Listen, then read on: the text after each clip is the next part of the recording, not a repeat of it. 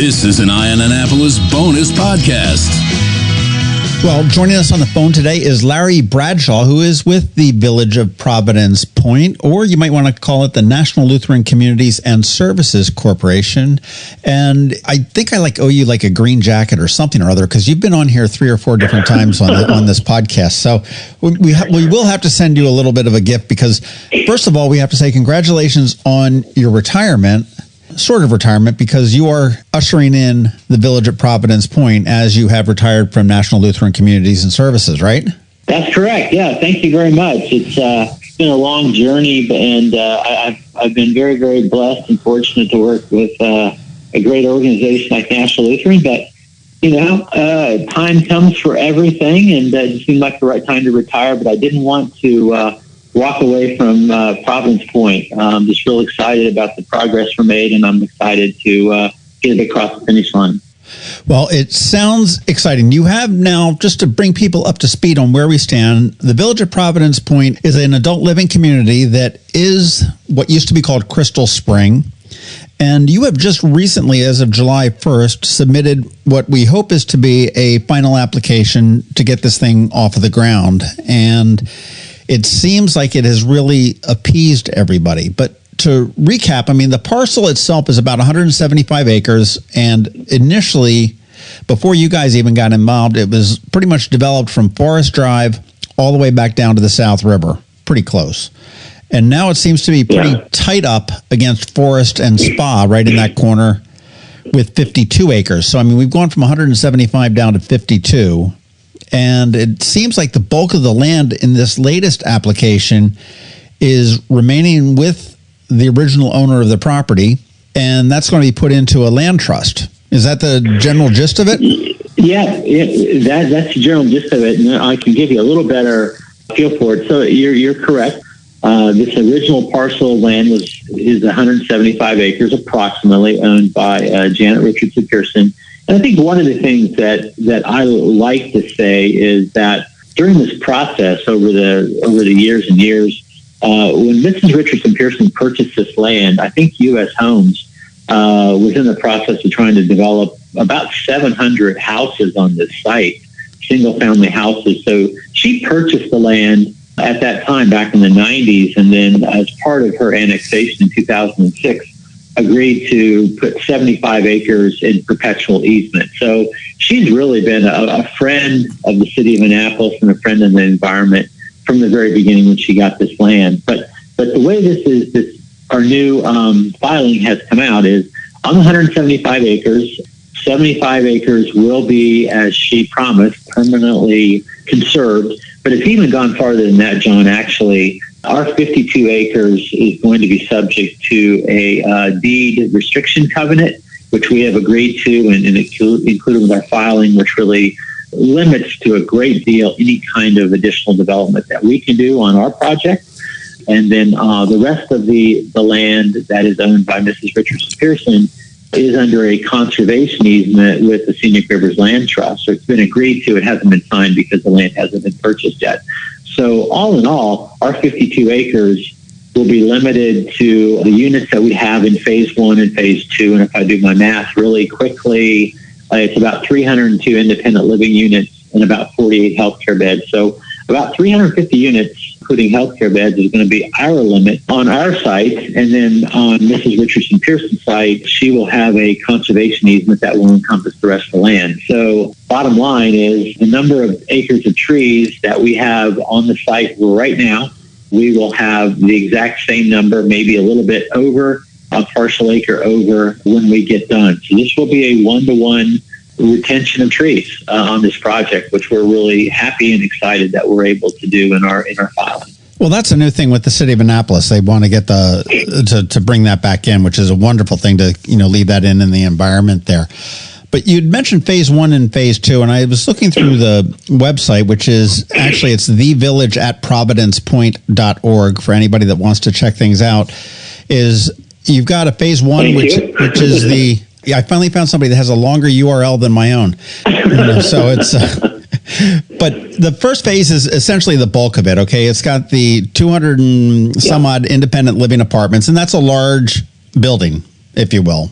And it looks... 216 units in that main building, correct. Right. And that's the building that actually looks a lot larger than it looked in previous iterations, but I guess you're combining them into apartments and smaller units as opposed to individual homes. Because I know the original plans had, cottages and everything else sort of spread out through that whole 175 acres or close to it. Right. So the main building is actually smaller than originally kind of considered. Because of the size of the building, we did take out a phase 2 of that building early on a few years ago. So that main building of 216 units will have all of the dining venues and the wellness center and those things in it. But it is smaller from our previous iterations. The number of cottages, the 30 cottages, have now all been combined, if you will, into one area on the campus, which is just west of Crystal Spring Farm Drive. And there'll be 30 duplexes or cottages in that unit. And then in phase 2, which will be closer to Forest Drive, we've eliminated 8 cottages up there just due to the requirements for reforestation that we had. We just could not get those units in there and still maintain our 1-to-1 commitment to retain trees. So we put one more floor on what we're calling the Mason Court units, which added 56 units in total in that one building, which will be encompassed basically phase 2. So the main building has shrunk a little bit from the plans a long time ago, and you're certainly correct. It was kind of meandering throughout the site. It's now all been consolidated to an area that's about 32 acres of disturbed land. So although we have 52 acres, we'll only be disturbing about 32 acres of it. Well, that's not bad at all there. Well, July 1st, you submitted your final application to the city, okay? And that meets... You've met pretty much all of their comments or addressed all of their comments and their suggestions and everything else. But the city throughout this whole thing seemed to be probably the least of your worries, because there were several environmental groups that essentially, we've got the Stop Crystal Spring that said, hey, hell no, it's not happening. And now you do have the buy-in and the agreement between Stop Crystal Springs. I mean, how did that all come out to play out? I mean, because initially it was... You're not building anything. That's what we want, and we're not moving. And obviously your plans have shrunk and massaged and changed throughout the times. But I mean, it seems like you were so far apart, 3 or 4 years ago, and now we're not. We're here. Well, I think one thing just to clarify, John. So the submission we put in around July 1st was really the result of a lot of collaborative work with the city. I don't believe there's anything we filed in this July filing that the city had not yet seen. Now, that is still subject to their review, and I'm sure they will have some comments coming back. But I think with this particular filing, there's going to be very few surprises. We've been able to have a really collaborative opportunity to work with Tom Smith in planning and zoning. And I think that's worked very well. We've worked with their stormwater management teams. We work very closely with the traffic. And so there really are no surprises in this filing, but it still needs to go to the review of the city. In regards to the Stop Crystal Spring, yeah, you're exactly right. I mean, we were a long way apart. And I think through conversations that I had with Joe Weingrad, who I've really been working closely with over the past year or so, I can't speak for the opposition, but I think at the end of the day, I think there was some realization that there will be something developed on that site at some point in time. And I think having a senior living community such as the village of Providence Point, which doesn't add much traffic, it does bring some extra tax dollars into the city, both from the real estate taxes, but also through the residents who will be living there will be taking part in the city and providing those things. I think it became, and I hate to even speak to it, but I think it just felt like if something's going to be developed there, this is going to be a great thing to be developed there. So we kind of came around to an understanding there, and then the opposition really helped us in quantifying their opposition into 4 areas. And those 4 areas were no net loss in trees, which we were able to satisfy, traffic mitigation.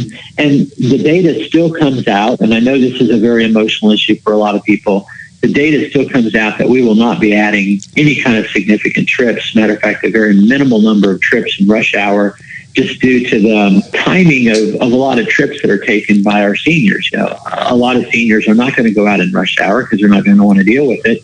They'll do their errands, most things, off rush hour, and we think that's very appealing to the public. And then we'll be doing some mitigation. We'll be extending a through lane on the Spa Road to Forest Drive, and we'll also be doing some work down Forest Drive, down farther to the west. So even though we're not adding a lot of traffic, I think we're doing some really good mitigation, which our traffic experts, and I think some people, even closer to the opposition, are saying the traffic might actually be better with us there than it is now. But I know that's a very emotional issue. I thought this traffic issue was a red herring all along. And I mean, no matter what you built on that property, the city, the state, and the county have the right to say, okay, hey, we need, before you can do it, you need to do road improvements. So, I mean, you could have made Forest Drive a 6-lane highway, and if you wanted to build it bad enough, that's what you would have done.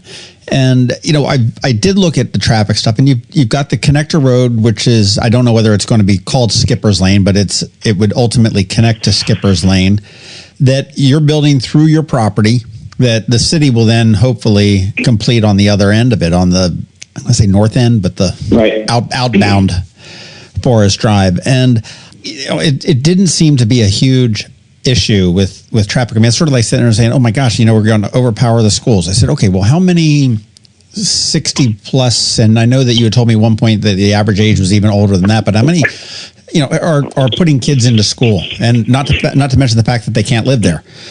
And you're absolutely right. I mean, both of my parents lived into a community similar to this in Florida, and they weren't up at 6 and 7 o'clock in the morning every day. They were futzing around in their house, and they're, eating breakfast and kibitzing with their friends and everything else. And then, 10 o'clock, maybe they start to roll out, which is perfectly fine. And there's very minimal traffic. I mean, you're looking maybe some staff, but I mean, you can always adjust that with staff hours. I mean, okay, hey, fine. You report in at 6 as opposed to 7 or something along those lines if it's a problem. I'm glad to see that's that. And you guys also contributed a bunch of money for the city to hopefully continue that road out of your development or out of the community onto Skipper's Lane and back through South Cherry Grove. And I guess ultimately it's sort of a pressure relief valve for Forest Drive, if you will. Right. Well, I think it's funny, John, that the traffic in the community meetings that we've had, the traffic has been the flashpoint. It's just extremely emotional. I heard all kinds of stories ranging from one individual saying that they actually were trapped on Forest Drive for hours due to an accident or something else. So there was just a lot of emotion around that. And I've been doing this a long time with seniors, and I can tell you, I'm pretty sure that any development I've been involved with has not ever added any traffic burden in or near where it is. But people don't always get that. So, like I said, I understand it's emotional, but I think we have done a pretty good job of getting this to the point where I think it's going to be better than it is now. It's not going to make it an A+ road by any means, but I think it will make it better than what it is. Yeah, and I've been stuck in that traffic when a telephone pole or a tree comes down across Forest Drive, and we're on a peninsula. I mean, what can we say? There's nothing. It is what it is, and I will fault the city because they don't have a true plan for that, which I've always been harping on. Is hey, they should have something that says, okay, if a tree falls here, this is what we need to do to get people around, whether it's take them, down through the center of downtown Annapolis and out West Street or whatever it may be. But they don't have that, and they should. But that's way beyond what the scope is for the village of Providence Point.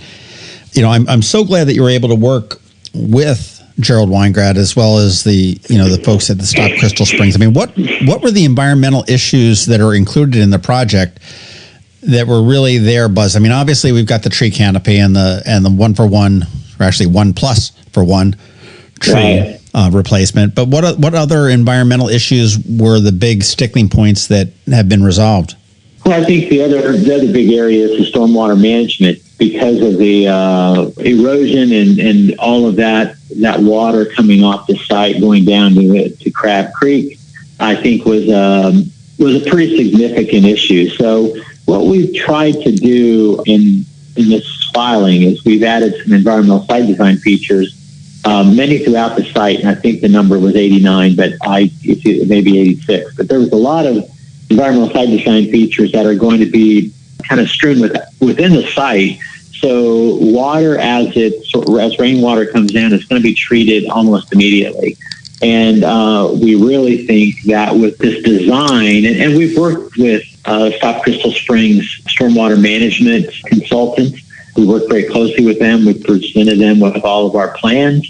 They had some comments come back. We looked at those comments and integrated them where we can. So the stormwater management has been very collaborative throughout the site. And then also one of the things that we've done is we have agreed to restore a stream that is it's in bad shape. If I showed you some pictures before and how it will look after, you'll be amazed at what that can do. But there's a lot of water surface water that comes off of the athletic fields at the middle school. It comes underneath a spa road onto the site and then ultimately down to the creek. So that stream is badly eroded. It's not good at all. So what we put in our program is that we're going to restore approximately 500 linear feet of the stream on the site. So it will be done in kind of a stair-step fashion. So as water comes from the other side of Spa Road to that road, the water will be treated in this newly designed stream restoration. And as it comes through, it'll be treated and it'll be filtered back in through the sand and the filtering mechanisms within this restoration. So it should not get to Crab Creek at all. So part of the environmental issues we're doing is to clean up that potential pollution to Crab Creek. And I think our design has met those concerns. So bottom line is all the water will be treated on site. We'll treat greater than 125%. If you can get greater than 100%, when I was in school, it was always 100% was all you could give. That's right.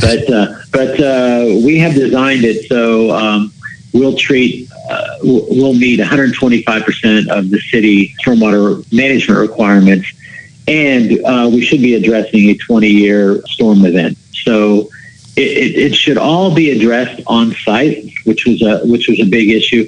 And if for some reason we get a 50 or 100-year type of storm event, then any overflow will kind of revert back to the natural hydrology of the site. But it will still all be in some way, shape, or form treated. Even if it's overflow, you're going to get some treatment. You're just going to not have the capacity to do it all. But that's not going to happen very often. And so we were able to work with Gerald Weingrad and his team, along with their consultants, to really make that happen, which was very important, I think, an important element in beginning to come to an agreement on stormwater management.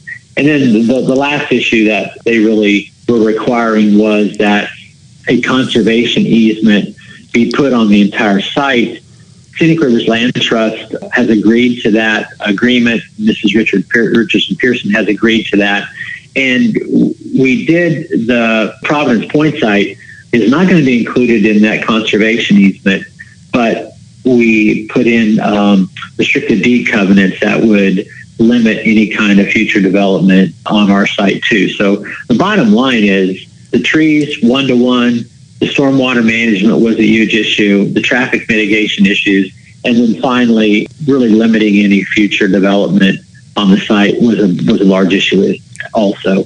And if I look back, as we began to kind of plow through those 4 issues, coming to an agreement on those 4 issues was really essential in getting to the point we are, both with the city planning and zoning and also with the concerned citizens or the Stop Crystal Spring group.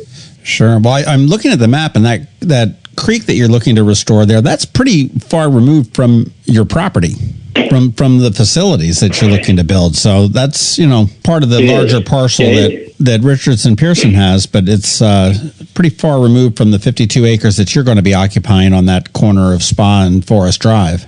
Correct. It is. It's quite a ways down Spa, actually. but it's it was a significant environmental feature to address in the process. Sure. Well, I know when this gets underway, I mean, obviously this is going to be adding to the employment roles for the city under construction, but what are we looking at as far as contributions to the city as far as employment when we are all up and done? Well, we have, I can never remember what these numbers are, but we expect we're going to have a couple hundred people employed on the site pretty much all the time, between clinical, between housekeeping, dining, administrative staff, nurses, I'm probably forgetting something, maintenance staff, information technology. Probably going to have a couple hundred people who are there all the time. During the construction, we'll have a significant number of people, obviously, in the construction side. We have spoken to some leadership within the community about jobs programs, which we're going to hopefully begin to develop this next year while we get ready for construction. I think that'll be important to the city of Annapolis. So I think it's just going to be a real win to the community, to be honest with you. Well, good. Well, I know that the last time we talked, you said that you had received approval from the state to start selling or taking deposits. And I know there's a whole bunch of steps that you had explained that you've got to get to this level of percentage of deposits and interest and so on before you can move on to the next step. I mean, where do we stand in those milestones? I mean, and I know most of that was in the interest of consumer protection, that, people aren't giving you money and all of a sudden, I don't know, you retire and go to Florida or something, but... I'm not going to go there, John, at all. Maryland Department of Aging, we're licensed this community. And so the Maryland Department of Aging does have certain requirements. They have requirements that if someone pays a 10% deposit on an account, and for whatever reason they decide to not go forward, we're required to provide them a refund for that. And it is all about really consumer advocacy. We have to get 65% of our units pre-sold. So quick math is it's around 156-ish units on 246. We started taking 10% deposits after we received approval for our contracts and all those things, because it should also be noted that if a prospective resident comes in to the community, we have to have a contract ready for them then, and they have to sign it and we have to sign it. So we're committed to it, even though they have the opportunity to go out of the project if they prefer to do so. So we provide that to them, and then they provide us a 10% deposit on their kind of upfront fee. And then, so right now I can tell you that we started doing that in May. As of last week, I think we were at 39 units, and we were hoping to be at 50 by the end of August. So that would put us at just about a third of the way in a May, June, July, August, 3.5 months time frame. So we think that's pretty strong. And then once you hit that, then you can proceed with construction? Yes. So the things we have left to do, we obviously have to get approval by the Planning Commission of the city. We're hoping to still do that this year. So we have to get that done. We have to finish our drawings. I kind of slowed down some of the drawings while we moved through this process with the Stop Crystal Spring folks and worked with the city, because I didn't want to necessarily spend that money until we knew exactly how the filings were going to go. But now we are in the middle of design drawings that will take us to the end of the year, and then we'll have construction drawings that will most likely take us to around June of next year. So if everything works right, hopefully about this time next year, we hopefully will be gathering someplace, assuming all those approvals are given, and we'll be having kind of a groundbreaking ceremony that I will be more than happy to attend. Fantastic. Well, once you break ground, I mean, what is your construction schedule? I mean, breaking ground, that's okay. That they're waving the flag and you're off to the races. I mean, how long would it be for the first residents to move in, and when completion? It's about a 24-month construction. So if we would start in the third quarter of 2022, we would probably be welcoming the first residents around the middle of 2024.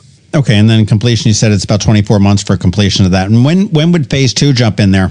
Or is that all sort of up in the air? I think that is dependent upon kind of marketing and sales.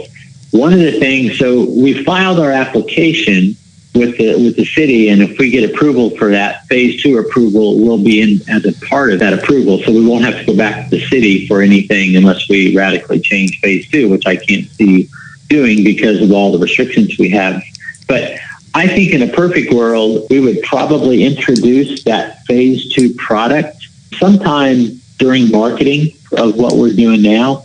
And if all of a sudden a lot of people wanted that, we would then go back to the DOA and then our feasibility study, add those units into it. And then we could actually roll right into that before we were actually completed the first phase of construction. We could roll right into that. It's really all going to be market driven. And since I won't be here for the president CEO, but that would be my strategy on it. And I think you'll see Cindy Walters, our new CEO. I think you'll have her looking at the similar things. It would be really nice to get that all done, not the same time, but you roll right out of phase 1, you finish up phase 2, and then you have everything done. There's some advantages to not having a prolonged construction period for the residents. Yeah, there's nothing worse than that. I know that they built out my mother's community down in Florida, and it was for what, she was always squawking about the noise and the jackhammers and everything else. But that's, that was what she used to do for all of her life, squawk about different things. So it worked out well for her. But for those that are interested in living there at Providence Point, obviously we want to go to thevillage@providencepoint.org or go visit your office. Would you have an office at 1997 Annapolis Exchange Parkway? That's it. So you're exactly right. And thank you again for the plug, John. We'll be officially opening our sales center around October 1st. And I just visited where that will be located, as you just mentioned the address. It's going to be a really great place. We'll have a mock unit in that site. So if you're looking for a certain unit, you can go in and see the variety of finishes that we will be able to offer.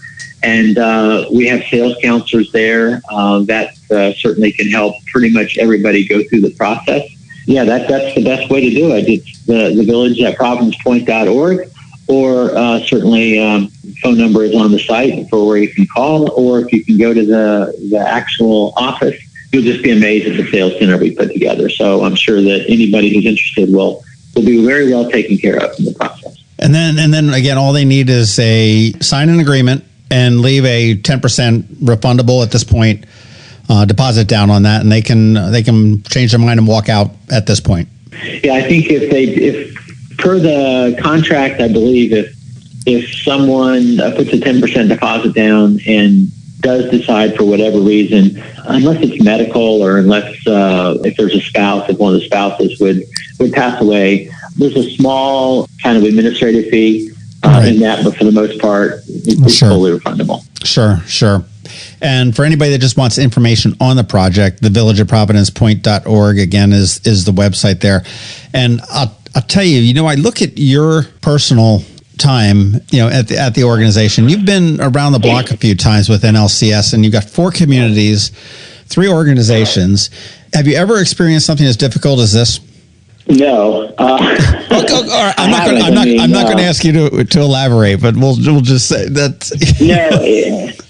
Well, I think, John, the big difference is that there was such a organized effort against us that was very significant. For instance, in the same period of time when we started working with, at that time, Crystal Spring, we also started working. We were just a little bit ahead of our project at the Village Orchard Ridge in Winchester, Virginia, and we've now been open there for 8 years, and we've done 2 phases. So, but there was no opposition, and I think the sensitivity of the environment in Annapolis is much more prevalent, certainly there, than Winchester. So, no, it hasn't been more. I don't think I've ever done anyone that's been as difficult, or certainly more difficult. But I can also tell you from my experience, I've never developed a project that is as environmentally sensitive. As a proponent of recognition of the environment that this project will be. And I think that's something, while we've never done that before, that hasn't been a focus.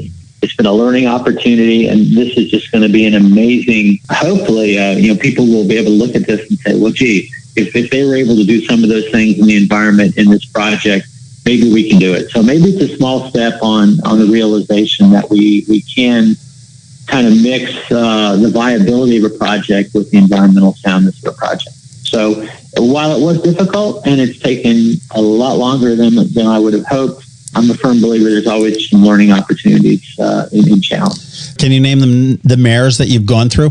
You've outlasted every politician here. Josh Cohen, Mr. Panelides, and Gavin. Gavin Buckley.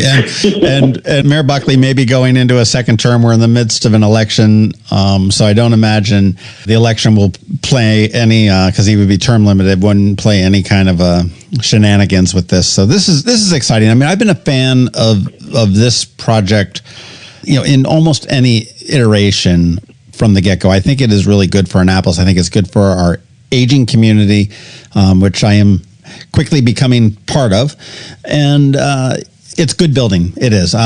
It could very well be a Walmart or a Best Buy and a Home Depot, and that's something we don't want.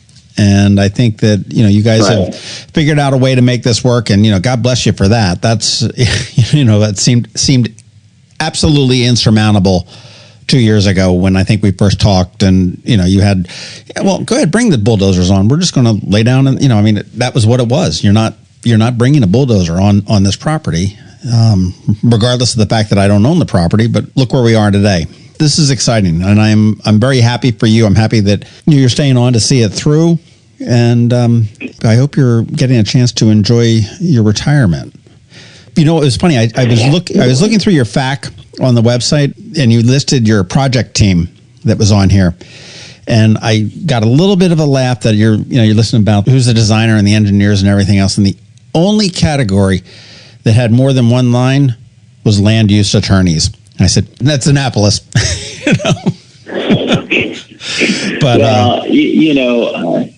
But John, I'd say thank you, because you have been a proponent of the project. You've had me on. I think this is my third time on your podcast, and you've always been very supportive, even in those dark days. But I appreciate you hanging with us also. But I just have to give a lot of credit to a lot of people, because our team stuck with it. But also sometimes you just have to tip your hat to the opposition. They could have dug their heels in the ground and said, absolutely no, nothing's going to be here. But that's not how it has transpired over the past couple of years. It's been, we don't want certain things and we want certain things. And I think, and maybe it's part of my my learning process, I went to the opposition. I said, look, how do we work together and get something here? Because this is a private landowner, and Mrs. Richardson Pearson. She certainly, I think she did the city such a service by avoiding 700 homes on that site, which would have not been a good thing for a lot of people. And I think Janet had the right to develop the site, and I think we all came to a conclusion and a product that I think the city's going to be proud of. I think the mayor and city planning can be proud of. I think the opposition can be proud of. And most importantly, I think we can all be really proud of it, how it treats very sensitively the environment. So I'm just happy for it. I mean, that's been a long 10 years. And I had hair when this started. I don't have hair anymore. But no, I really didn't have hair when this started. But, those are things that don't kill you, only make you stronger. And I think we learned a lot from it. Well, I'll tell you what, I hope to see you at a groundbreaking in August of 2022. And I thank you again, Larry, for your time today. And for those that forgot or just joining, we're speaking with Larry Bradshaw, who is the former CEO of National Lutheran Communities and Services, which is the parent entity for the village of Providence Point, which is a new community going in at the corner. It's not really a corner because it's kind of a sweeping curve of Spa Road and Forest Drive. And for people that want information, thevillage@providencepoint.org is the website. And that would get you started to find out all about it. They do have all the documents on there as well. So, I mean, if you're interested from a resident point of view, like, hey, what's going on in here? That's the place to go, as well as if you're thinking, hey, maybe this is a place for mom or dad or me. That's where the good start is. And my fingers are crossed for you guys. And I hope that in August 20th of 2022, I can go up to, I don't know, someplace up there in that 52 acres and see you digging a shovel in there with the mayor and the county executive and whoever else you want to invite to, to do it. And I'm sure former Senator Weingrad will be there as well. I hope they're all there, and I hope you have the opportunity to put that hard hat on and turn a couple of shovelfuls of dirt. It'll be great. It's but again, it's just I'm hopeful that we are able to get in front of the Planning Commission by the end of the year. I think we have a great story, and I'm just excited. I'm excited more than anything for the city of Annapolis, because I think this is just going to be a flagship and something I hope all the city can just say, wow, we're proud to have that here in our city limits. And if that's the case, then it's a win-win for everybody. And I think it doesn't get any better than that. Fantastic. Larry Bradshaw, thank you very much for your time today. I'm sorry to pull you out of your retirement for this. Maybe you go get a golf game or a game of tennis or something or other to, fill out the rest of the day. But thank you very much. And, congratulations. And I look forward to following this through for the next year. Yeah, well, John, thank you too. I look forward to continuing to work on it, and it's a lot of fun. And I had a great career. I'm very fortunate. So this is a good way to finish it off. Finish it off with such a great project in Annapolis. So we have a lot of people to be thankful for. So I'm appreciative of that. And thank you. I appreciate it very much. This has been a bonus podcast from Eye on Annapolis. Please visit us at eyeonannapolis.net. Follow us on Facebook at All Annapolis and on Twitter at Eye on Annapolis.